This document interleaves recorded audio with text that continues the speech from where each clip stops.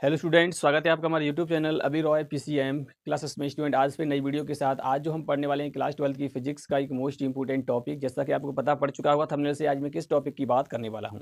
आज जो मैं बात करने वाला हूं वो गॉस की प्रमेय की बात करने वाला हूं। गॉस की प्रमेय क्या होती है, गॉस की प्रमेय की उत्पत्ति किस प्रकार से की जाती है, यानी कि उसके जो नियम दिया है गॉस ने, उसका जो फॉर्मूला है उसकी उत्पत्ति किस प्रकार से की जाती है, उसके बारे में इस वीडियो में हम देखने वाले हैं। ये वीडियो का लेक्चर नंबर 10 है। 9वां मैंने लेक्चर नंबर बनाया है, उसमें मैंने वैद्युत फ्लक्स के बारे में बताया है। यदि आपने वो वीडियो नहीं देखी है तो जाकर के उस वीडियो को देख लीजिए, तभी आपको ये टॉपिक जो है वो क्लियर तरीका से समझ में आएगा। क्योंकि वहाँ पर मैंने वैद्युत फ्लक्स के बारे में बताया है। वैद्युत फ्लक्स के बारे में आपको नहीं पता होगा तो यहाँ पे भी तो वैद्युत फ्लक्स की बात होने वाली है, क्योंकि यहाँ पर गॉस ने क्या किया था, वैद्युत फ्लक्स के संबंध में ही अपना एक नियम दिया था। तो बने रहिए वीडियो के एंड तक। यदि चैनल पे नए हो तो चैनल को सब्सक्राइब कर लें, बेल आइकन को प्रेस करो, ऑल पे जाकर क्लिक कर दें ताकि आने वाले वीडियो की नोटिफिकेशन आपको मिलती रहे। तो चलिए स्टूडेंट वीडियो को स्टार्ट करते हैं। तो चलिए स्टूडेंट बात करते हैं गॉस की प्रमेय की। जैसा कि मैंने आपको बता दिया है कि वैद्युत फ्लक्स के बारे में, और यदि आपको वैद्युत फ्लक्स के बारे में जानकारी नहीं है तो इस टॉपिक को समझना बहुत ही मुश्किल है, क्योंकि यहाँ पे वैद्युत फ्लक्स के बारे में ही बात होने वाली है। वैद्युत फ्लक्स क्या होता है, वैद्युत फ्लक्स का मैंने फॉर्मूला आपको पहले ही बता दिया है कि वैद्युत फ्लक्स का फॉर्मूला होता है फाई बराबर होता है E vector dot A vector. ठीक है ना, इस प्रकार से ये मैंने फॉर्मूला आपको बताया था। आप जाकर के उस वीडियो को देख लीजिए। इसके डिस्क्रिप्शन बॉक्स में प्लेलिस्ट की लिंक दी गई है, वहां से आप जाकर के उस वीडियो को देख लीजिए। ठीक है, तो स्टूडेंट यहाँ पर हम बात करने वाले गॉस की प्रमेय की, यानी गॉस का नियम कहो प्रमेय कहो, बात एक ही है। ठीक है नहीं, गॉस लॉ या गॉस थ्योरम। देखिए गॉस की प्रमेय भी फ्लक्स के बारे में बताती है, परंतु ये एक बंद पृष्ठ के लिए बताती है। किसके लिए बताती है, एक बंद पृष्ठ से कितना फ्लक्स पारित होता है। ठीक है, उसके बारे में देखिए आप, किसी बंद पृष्ठ से गुजरने वाला कुल फ्लक्स, ये गॉस ने अपना एक नियम दिया था, प्रमेय दिया था। उस प्रमेय को पढ़ते हैं पहले। तो किसी बंद पृष्ठ से गुजरने वाला कुल फ्लक्स पाई उस पृष्ठ द्वारा घिरे आवेश का बीजगणितीय योग सिग्मा क्यू तथा निर्वात की वैद्युतशीलता एप्सिलॉन नॉट के अनुपात के बराबर होता है। ठीक है नहीं, तो ये नियम क्या था, ये गॉस की प्रमेय है जो गॉस ने दी थी। और यहाँ पर ये गॉस की प्रमेय क्या कहना चाहती है शायद आपको अभी समझ में नहीं आ रहा होगा, परंतु मैं इसको एक चित्र से आपको क्लियर करूंगा, आपको समझ में आ जाएगा। ठीक है, तो यहाँ पर देखिए एक बार फिर से पढ़ते हैं क्या कह रहा है। किसी बंद पृष्ठ से गुजरने वाला कुल फ्लक्स फाई उस पृष्ठ द्वारा घिरे आवेश का बीजगणितीय योग सिग्मा क्यू तथा निर्वात की वैद्युतशीलता एप्सिलॉन नॉट के अनुपात के बराबर होता है। ठीक है, यानी कि किसी बंद पृष्ठ से घिरे कुल आवेश का बीजगणितीय योग कर लो और उसमें एप्सिलॉन नॉट से भाग लगा दो, तब आपका फ्लक्स जो होगा उस पृष्ठ से कितना फ्लक्स गुजर रहा है वो टोटल फ्लक्स से यहाँ पर निकल के आ जाएगा। ठीक है, तो देखिए इसका फॉर्मूला भी दिया है, फाई बराबर होता है सिग्मा क्यू बटे एप्सिलॉन नॉट, क्योंकि फ्लक्स को फाई से दिखाते हैं, और सिग्मा क्यू क्या है यहाँ पे, आवेशों का बीजगणितीय योग। ठीक है, सभी आवेशों को जोड़ करके उसमें एप्सिलॉन नॉट से भाग लगा दिया है। एप्सिलॉन नॉट जो है निर्वात की वैद्युतशीलता होती है। ठीक है स्टूडेंट, अब चलिए यहाँ पर देखिए मैं आपको समझाता हूँ, शायद आपको इससे समझ में नहीं आया होगा क्योंकि ये नियम ही है, ये नियम तो आपको पढ़ना पड़ेगा। यदि आप चित्र से समझ जाएंगे तो नियम अपने आप बना लेंगे। ठीक है, देखिए यहाँ पे लेते हैं, यहाँ पर एक बंद पृष्ठ लिया जाता है। बंद पृष्ठ क्यों लेते हैं, कोई भी आवेश है और उसको एक बंद पृष्ठ मान लेते हैं। जैसे मान लो ये आपका एक बंद पृष्ठ इस प्रकार से।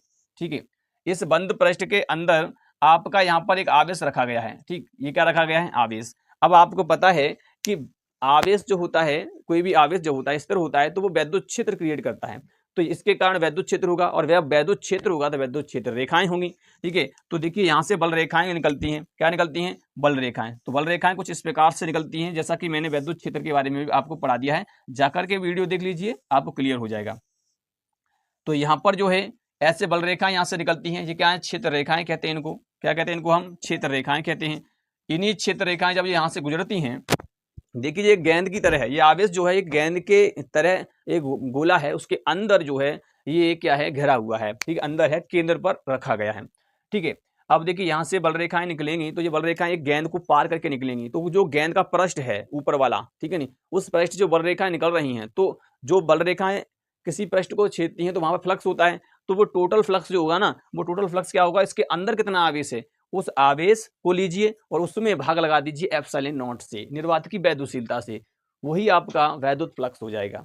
ठीक है, तो यही नियम कह रहा है, किसी बंद पृष्ठ से गुजरने वाला कुल फ्लक्स उस बंद पृष्ठ द्वारा घिरे आवेश का बीजगणितीय योग। देखिए यहाँ पर बीजगणितीय योग कितना आवेश है, एक है तो एक ही रहेगा, सिग्मा क्यू कितना हो जाएगा, क्यू हो जाएगा केवल। ठीक है नहीं, तो बीजगणितीय योग तथा निर्वात की वैद्युतशीलता के अनुपात को हम क्या कहते हैं, बराबर होता है, यानी कि बराबर होता है, अनुपात के बराबर होता है। तो यही गॉस का प्रमेय है। ठीक है, समझिए यहाँ पर। अब देखिए यहाँ पे तो एक ही यहाँ पर आवेश है, मान लेते हैं कि यही आवेश 1 होता है, यहाँ पे आवेश 2 होता है, यहाँ पे 3 होता, यहाँ पे 4 होता, इस प्रकार से आवेश होते हैं यहाँ पर।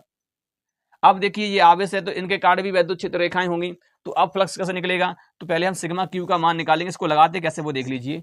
तो यहाँ पर आपका Q1 आवेश है तो जोड़िए Q1 plus Q2 plus Q3 plus Q4, ठीक है नहीं, सभी आवेश को जोड़ लीजिए। अब इसमें भाग लगा दीजिए, किसका भाग लगाएंगे, एप्सिलॉन नॉट से। जब एप्सिलॉन नॉट से यहाँ पर भाग लगाओगे तो यहाँ पे भी आप भाग लगा दीजिए एप्सिलॉन नॉट से, तो ये टोटल क्या हो जाएगा, यहाँ पर आपका फ्लक्स निकल आएगा, यानी कि फाई निकल के आएगा। क्या निकल के आएगा तुम्हारे यहाँ पर, फाई, इस पृष्ठ के लिए। अब अगर इसमें कोई एक आवेश माइनस का होता तो, अगर मान लो माइनस का होता तो क्या होता यहाँ पर, उसको एक को माइनस में ले लेते बस, और इसी प्रकार से हम करना होता। तो ये तुम्हारा यहाँ पर क्या है, गॉस का नियम है, प्रमेय है। गॉस का प्रमेय तो आपको समझ में आ चुका होगा। देखिए गॉस का तो ये यहाँ तक क्या है आपका, गॉस का प्रमेय है, जो उम्मीद करते हैं आपको यहाँ तक तो समझ में आ चुका होगा कि गॉस का प्रमेय क्या होता है, ठीक है। यानी किसी बंद पृष्ठ से गुजरने वाला कुल फ्लक्स, इस बंद पृष्ठ से गुजरने वाला कुल फ्लक्स उस बंद पृष्ठ द्वारा घिरे आवेश का बीजगणित योग तथा एप्सिलॉन नॉट यानी निर्वात की वैद्युतशीलता एप्सिलॉन नॉट के अनुपात के बराबर होता है, जो फ्लक्स जो होता है, ठीक है। यही गॉस का प्रमेय है। चलिए इसको नोट कीजिए। इसके बाद हम पढ़ते हैं अब इस जो नियम दिया है, ये वाला ये फॉर्मूला दिया है, ये फॉर्मूला आया कहाँ से, इस फॉर्मूला के बारे में अब हम देखने वाले हैं। तो चलते हैं, पहले आप इसका स्क्रीनशॉट लीजिए, उसके बाद हम आगे देखेंगे कि इसका जो ये फॉर्मूला है ये आया कहाँ से, इसका प्रूफ देखेंगे, ठीक है। तो चलिए स्टूडेंट, अब हम बात करते हैं इसकी उपपत्ति की, बात करते हैं कि ये फॉर्मूला आया कहाँ से, किस फॉर्मूला की हम बात कर रहे हैं। जैसा कि मैं आपको बता देता हूँ, मैं बात कर रहा हूँ आपको, देखिए फाई बराबर सिग्मा क्यू बटे एप्सिलॉन नॉट, ये कहाँ से आया इसकी मैं बात करने वाला हूँ, ठीक है स्टूडेंट। इस फॉर्मूला की मैं यहाँ पे बात करने वाला हूँ। ये फॉर्मूला निकला कैसे, देखिए सभी टीचर जो हैं अलग अलग पढ़ाते हैं, परंतु मैं आपको एक सिंपल मेथड बताऊंगा इसको सिद्ध करने का, ठीक है। सबसे अलग मेथड है, जो किताबी मेथड है उसको नहीं लीजिए, क्योंकि वो एक रटने वाला है, एक लॉन्ग मेथड है, परंतु ये जो एक सिंपल मेथड है एक तरह से, ठीक है नहीं। तो इसकी इस विधि से मैं जो आपको पढ़ाऊंगा ये बहुत ही शानदार है, क्योंकि इसी से आप जब पढ़ोगे नहीं तो आपको क्लियर हो जाएगा किस प्रकार से ये फॉर्मूला निकल के है, बहुत क्लियर तरीका से आपको समझ में आएगा, ठीक है। उसमें क्या होता है, बहुत सारा करना पड़ता है, डी ए कॉस थीटा बटे आर उसके क्या क्या ओमेगा फोमेगा मानना पड़ता है, परंतु इसमें कुछ ओमेगा फोमेगा मानने की जरूरत ही नहीं है, बिना ओमेगा का हो जाएगा यहाँ पर ये डेरिवेशन आपका, ठीक है। तो देखिए यहाँ पर ये गोला है, एक बात ध्यान रखना है, ये जो गोला है इस गोले की त्रिज्या कितनी है, यहाँ से ये कैपिटल आर त्रिज्या है, कितनी है त्रिज्या है, कैपिटल आर त्रिज्या है, ठीक है स्टूडेंट। अब देखिए स्टूडेंट, यहाँ पर ये केंद्र है तो इसका मध्य बिंदु ओ है, ये गोला है, केवल सिंपल गोला, गोला तो जानते हो गेंद ऐसा होता है उसे गोला कहते हैं। अब देखिए इस गोला के अंदर हम कोई एक आवेश लेते हैं, तो चलिए यहाँ पर हम एक आवेश ले लेते हैं, प्लस क्यू आवेश। कौन सा आवेश ले लिया यहाँ पे हमने, प्लस क्यू आवेश यहाँ पर हमने ले लिया। अब देखिए प्लस क्यू आवेश जो है ये इसके अंदर क्या है, एक बंद पृष्ठ के अंदर है, क्योंकि आपने पढ़ा है गॉस की प्रमेय जो है कि बंद पृष्ठ पर ही लागू होती है। ध्यान रखना, गॉस की प्रमेय केवल एक बंद पृष्ठ पर ही लागू होगी, ठीक है। तो यहाँ पर क्या है आपका, ये एक बंद पृष्ठ, इसके अंदर आवेश आपका रखा गया, तो आपको पता है कि यहाँ से बल रेखाएं निकलेंगी, इस प्रकार से निकलेंगी निकलेंगी। तो यहाँ से स्टूडेंट बल रेखाएं यहाँ से होती हैं बाहर की तरफ निकलती हैं, इस प्रकार से यहाँ से बल रेखाएं निकलेंगी, आप देख सकते हैं इस प्रकार, क्योंकि आपको पता है जो वैद्युत क्षेत्र रेखाएं होती हैं वो आवेश से तो निकलती हैं, तो इस प्रकार से निकलेंगी। यहाँ प्लस क्यू आवेश है तो बाहर की तरफ निकलेंगी, यहाँ से बल रेखाएं इस प्रकार से, ठीक है स्टूडेंट। तो ये वैद्युत क्षेत्र रेखाएं यहाँ से गुजरेंगी इस प्रकार से, ठीक है, ये वैद्युत क्षेत्र रेखाएं गुजर रही हैं, डायरेक्शन यही है प्लस क्यू आवेश के कारण। तो देखिए इतना आपको क्या करना है, बनाना है, उसके बाद कैलकुलेशन स्टार्ट करना है। तो आपको थ्योरी में लिखना है कि माना एक प्लस क्यू आवेश कैपिटल आर त्रिज्या के एक बंद पृष्ठ में घिरा हुआ है, जो कि ओ केंद्र पर स्थित है, ठीक है। बंद पृष्ठ से गुजरने वाला फ्लक्स की गणना करने पर, बस इतना थ्योरी लिखना है, इससे ज्यादा नहीं लिखना है, ठीक है। अब देखिए करना क्या है, इसमें करना तो हमें यह है स्टूडेंट यहाँ पर कि हम पहले इस पृष्ठ के लिए, एक छोटे से पृष्ठ के लिए हम फ्लक्स निकालेंगे, छोटे, क्योंकि देखिए यहाँ से बल रेखाएं निकल रही हैं, इस प्लस क्यू आवेश जहां से निकल रही है बल रेखाएं, यहाँ प्लस क्यू आवेश है। अब यहाँ से कितना फ्लक्स है वो हमें यहाँ पे निकालना है, तो इस पृष्ठ से कितना फ्लक्स गुजर रहा है वो निकालेंगे। तो वो कैसे निकलेगा, देखिए इस गोला के ऊपर जो गेंद होती है ना, गेंद के ऊपर आपको क्या करना पड़ता है, एक छोटा सा पृष्ठ मानना पड़ता है।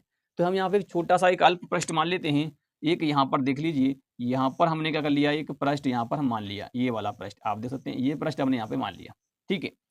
ये गेंद के ऊपर माना है, जैसे गेंद होती है ना उसके ऊपर ही हमने एक पृष्ठ मान लिया यहाँ पे, ठीक।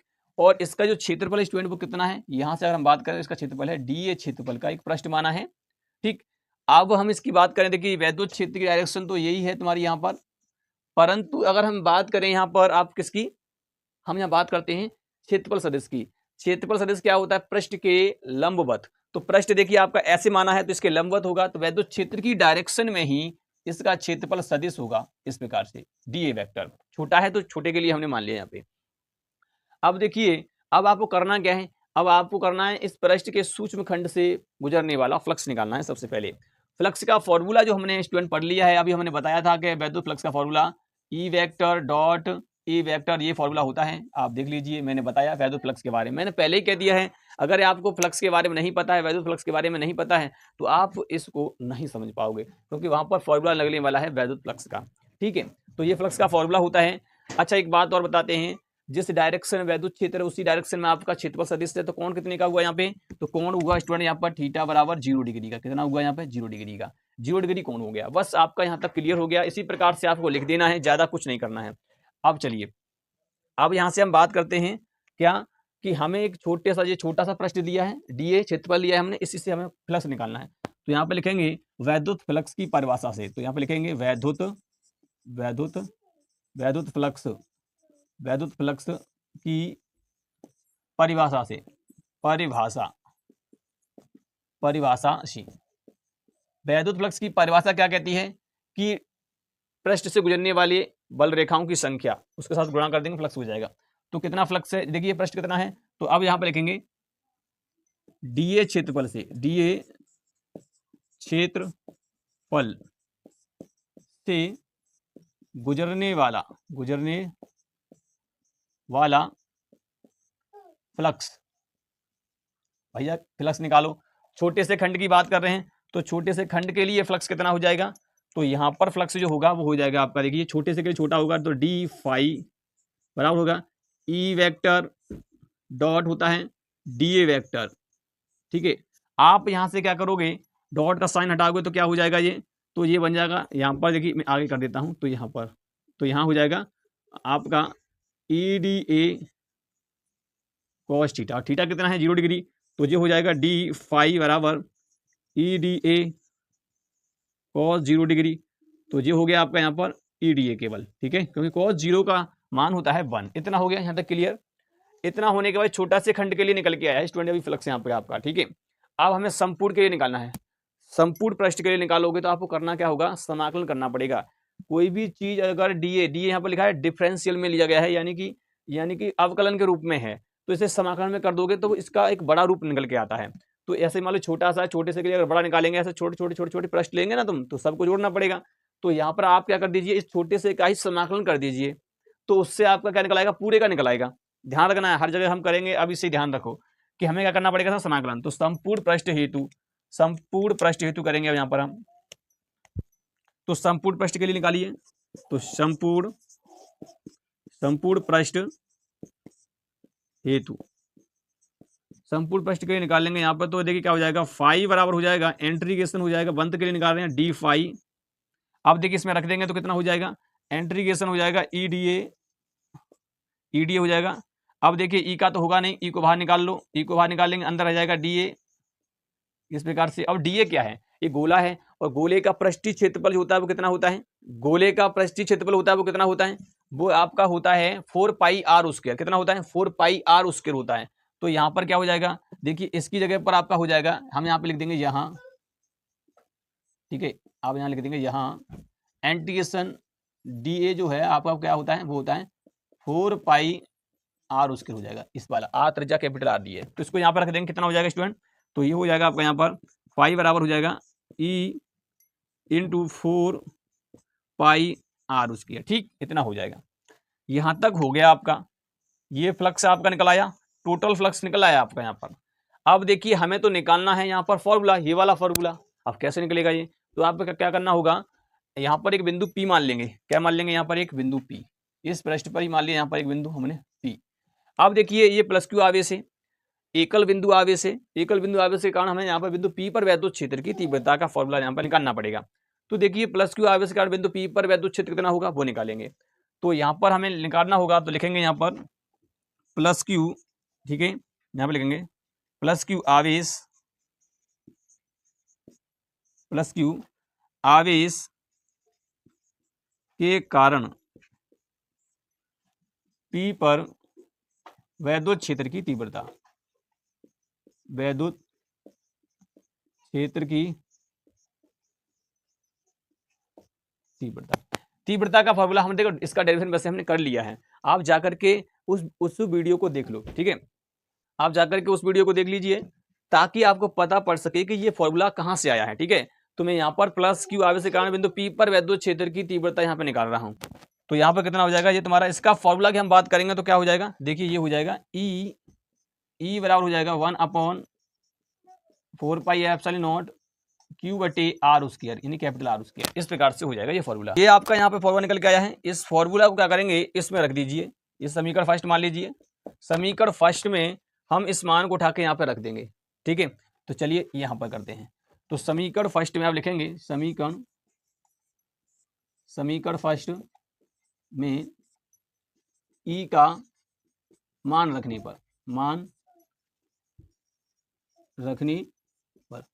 तो स्टूडेंट यहाँ मान रखिए, इस वाले मान उठा के यहाँ पर रख दीजिए, तो हो जाएगा यहाँ पर फाई बराबर क्या हो जाएगा आपका, ये हो जाएगा स्टूडेंट यहाँ पर ई का मान रखते हैं, चलिए, तो ये हो जाएगा 1/4πε0 Q/r² इंटू में यहाँ पर देखिए 4πr² दिया है, तो 4πr², 4πr² से देख सकते हैं, 4π से 4π कैंसिल, r² से r² कैंसिल हो गया, बचा क्या आपका यहाँ पर, तो आपका यहाँ पर केवल बचा Q/ε0, क्या बचा, Q/ε0 बता। इसका मतलब ये हो गया फाई बराबर आपका निकल के आया Q/ε0, और यही हमें क्या करना था, सिद्ध करना था। अब आप कहोगे यहाँ तो सिग्मा क्यू है, तो देखिए यहाँ पे केवल एक आवेश था, तो एक आवेश के लिए तो यही फॉर्मूला निकल के आएगा, एक आवेश के लिए तो केवल यही फॉर्मूला निकल के आएगा। अब यहाँ पर अगर तुम बहुत सारे आवेश लेती हो तो उनके लिए फॉर्मूला कैसे निकल के आएगा, तो उनके लिए आप क्या केवल ये कर दो, सिग्मा क्यू लगा दो यहाँ पर, बटे ε0 हो जाएगा। इस प्रकार से आपका ये भी फॉर्मूला यहाँ पर बन जाएगा, यानी कि फाई बराबर सिग्मा क्यू बटे ε0 निकल आएगा। तो इस प्रकार से क्या होता है, ये डेरिवेशन जो है ये संपन्न होता है, ठीक है स्टूडेंट। बहुत ही आसान शब्दों में बताया है, अलग मेथड है, ठीक है, नहीं किताबी मेथड नहीं है, किताब में इस प्रकार से दिया ही नहीं है। तो ये इस प्रकार से हम इसको सिद्ध कर सकते हैं, आपका पूरा नंबर मिलेगा, एक भी नंबर नहीं कटेगा। तो इस प्रकार से आपका ये क्या होता है, डेरिवेशन संपन्न होता है। तो उम्मीद करते हैं आपको समझ में आ चुका होगा कि ये जो गॉस की प्रमेय को उत्पत्ति जो होती है वो किस प्रकार से किया जाती है, यानी कि डेरिवेशन जो है किस प्रकार से किया जाता है। तो उम्मीद करते हैं वीडियो पसंद आया होगा। यदि वीडियो पसंद आई हो तो लाइक करें, शेयर करें, चैनल को सब्सक्राइब कर बेल आइकन को प्रेस जरूर कर दें ताकि आने वाले वीडियो की नोटिफिकेशन आपको मिल सके। नेक्स्ट वीडियो में इसके हम अनुप्रयोग पढ़ने वाले हैं। क्या पढ़ने वाले हैं, अनुप्रयोग पढ़ने वाले हैं, एप्लीकेशन, यानी कि गॉस के संबंधित किस प्रकार से हम वैद्युत क्षेत्र की तीव्रता निकालेंगे उनके लिए। तो उसको हम देखेंगे नेक्स्ट लेक्चर में। तो अब मिलेंगे नेक्स्ट वीडियो में, तब तक के लिए जय हिंद।